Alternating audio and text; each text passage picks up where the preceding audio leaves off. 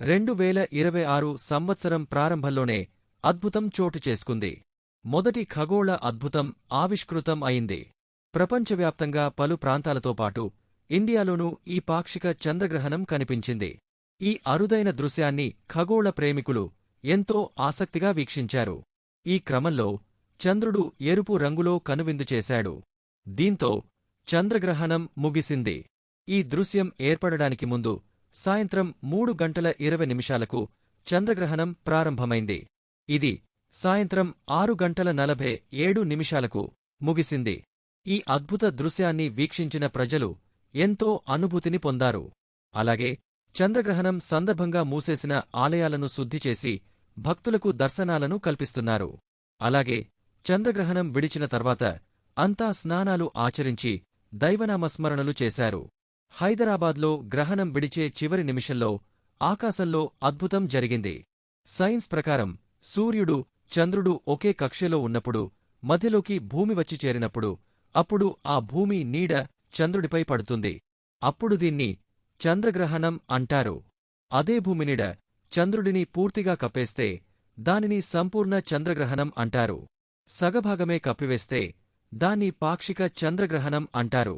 ఇప్పుడు ఇండియాలో పాక్షిక చంద్రగ్రహణమే ఏర్పడింది. ఈ గ్రహణం ఢిల్లీ, బెంగళూరు, హైదరాబాద్ వంటి ప్రధాన నగరాల్లో కనిపించింది. చాలా ప్రాంతాల్లో గ్రహణం చివరి దశలో ఉండగా బ్లడ్ మూన్ కనిపించింది. గ్రహణం ఏర్పడిన నేపథ్యంలో భారతదేశంలో ఆధ్యాత్మికంగా ప్రాధాన్యత సంతరించుకుంది. ఆలయాల మూసివేత, గ్రహణ నియమాలు వంటి వాటిని ప్రజలు నమ్మారు. శాస్త్రీయ కోణంలోనూ సైన్స్ పరంగా చెప్పాలంటే చంద్రగ్రహణం అనేది చూడటం వల్ల కంటికి ఎలాంటి ప్రమాదం పొంచి ఉండదు. ఈ అద్భుతమైన దృశ్యాన్ని నేరుగా చూడవచ్చని శాస్త్రవేత్తలు చెప్పారు. అయితే భారతీయ సంప్రదాయాల ప్రకారం చూస్తే మాత్రం గర్భిణీ స్త్రీలు చాలా జాగ్రత్తగా ఉండాలని ఉంది. ఇప్పుడు అదే విషయాన్ని వైద్యశాస్త్రం కూడా చెబుతుంది. గ్రహణం సమయంలో జాగ్రత్తగా ఉంటే పుట్టబోయే బిడ్డకు ఎలాంటి ప్రమాదం ఉండదు. దేశమంతా ఈ గ్రహణం వీడింది. దీంతో ప్రజలు ఇంటిని శుద్ధి చేసుకొని స్నానాలు ఆచరించారు. ఇక చంద్రగ్రహణంతో మూసివేయబడ్డ శ్రీవారి ఆలయ తలుపులను శాస్త్రోక్తంగా ఆలయ అర్చకులు తెరిచారు. శ్రీవారి ఆలయంలో మంగళవారం రాత్రి 8 గంటల నుంచి భక్తులకు దర్శనం ప్రారంభమైంది.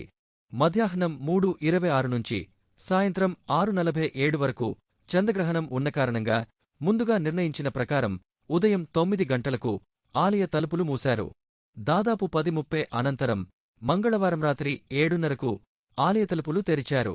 ఆలయ శుద్ధి, పుణ్యాహవచనం, కైంకర్యాలు నిర్వహించారు. అనంతరం భక్తులను దర్శనానికి అనుమతించారు. అదేవిధంగా లడ్డు కౌంటర్లు కూడా పునఃప్రారంభమయ్యాయి. ఓం నమ శివాయ.